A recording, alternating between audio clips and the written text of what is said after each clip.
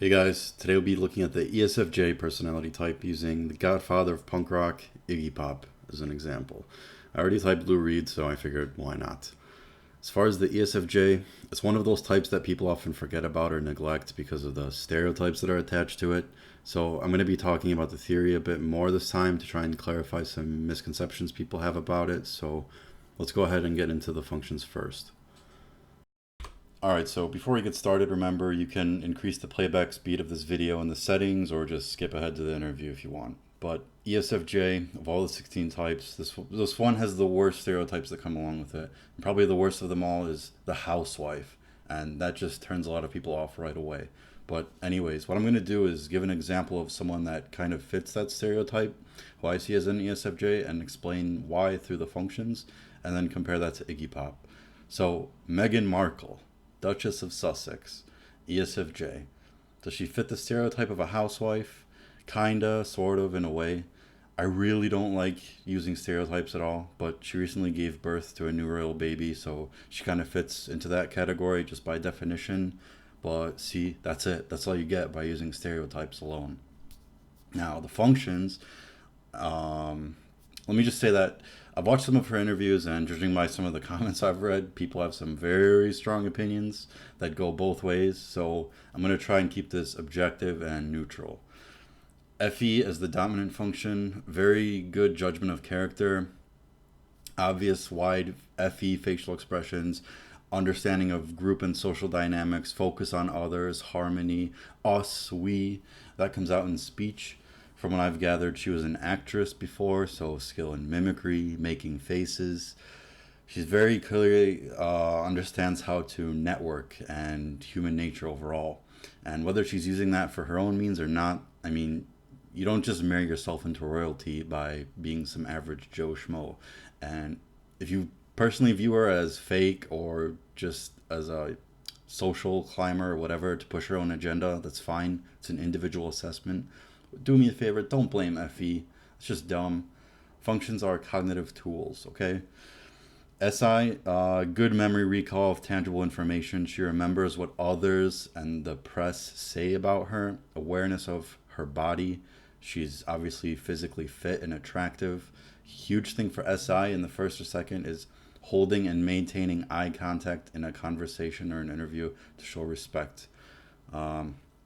SE in the sixth, a lot of people type her as ESFP just because they're going off the basic model stack of the four functions. But no, that's just how strong the sixth is. Remember, like a loose cannon. Her strong willpower is as clear as day, and she's always pushing herself physically and mentally to get what she wants. Anyways, I can do all 8, but that's just tedious. I think that those 3 functions illustrate my point, and this video is not about her, so time for some rock and roll royalty. Now, Iggy Pop, ESFJ, FE in the first, harmony in both group settings as well as in music, consideration of others, wide, notable outward facial expressions. When he's live and on stage, he has a very strong ability to bounce off the energy of the crowd, feed off it. He's a very caring, empathetic, sensitive person. SI, again, memory. He's even quoted to have a hot memory, awareness of his body, his voice, playing the same songs over and over in rehearsals to perfect them, routine-like, self-learned skills that are constantly being improved upon.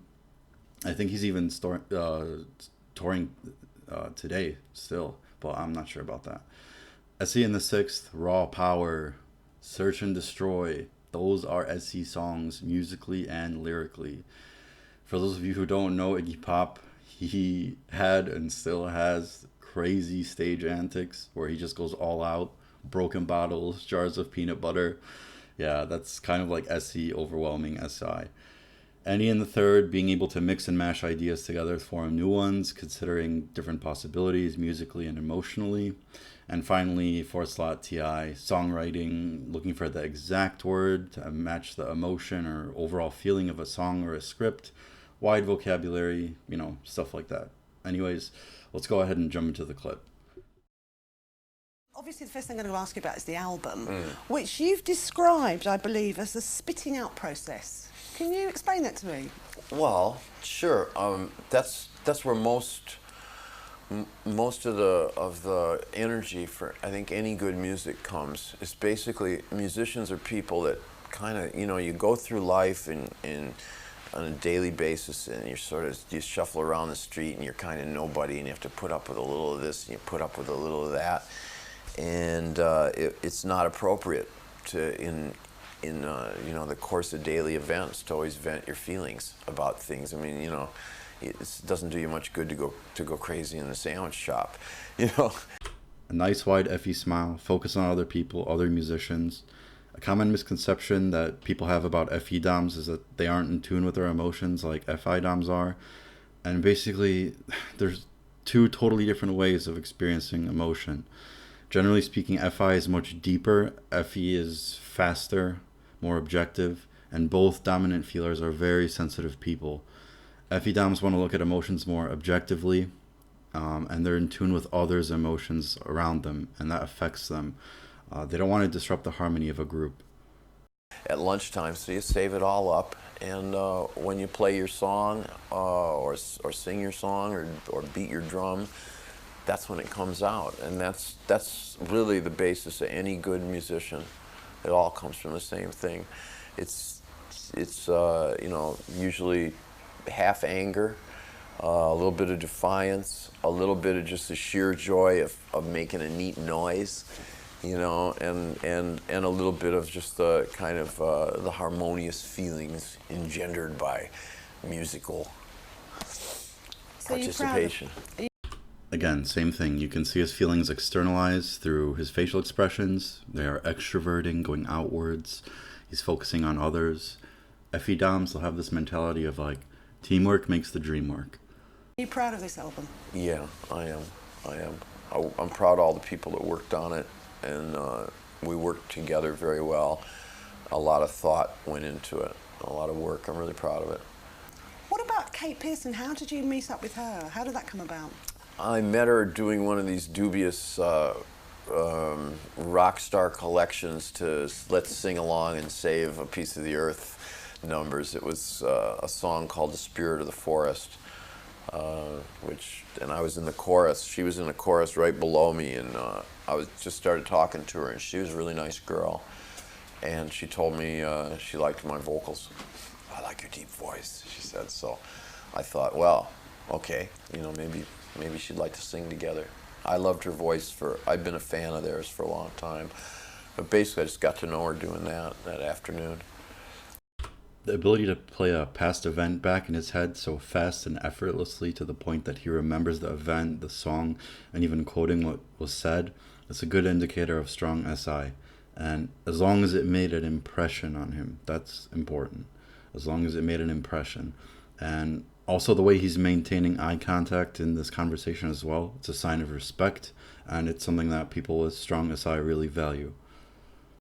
That's the only reason to do that sort of thing, really. And the single's about, is this right? It's about your first girlfriend, is that right? It wasn't my first girlfriend, but she was a really important girlfriend. Yeah, she's been in a lot of my songs, and she was a girlfriend at a particularly wild period in my life, which is, when I sort of hadn't bothered to recognize any responsibilities yet, which is always an attractive time, kind of thing that you remember later. Another common stereotype for SJs is traditionalists, and that can be true sometimes, but clearly doesn't apply here, as you can see. Down to earth, fits, sounds much better. Iggy's a real cool dude, and even though he comes off as kind and caring in this interview, he's known for being rebellious and having attitude, especially when he's on stage. I wanted to ask you a bit about your film career, which has sort of taken off quite a lot recently, hasn't it? You're about to star in, well, not star, but you're in Hardware. I worked in Hardware. I'm not seen, but I open and close the film. I'm heard. I'm a DJ, so you don't have to see me anyway. Nobody sees DJs.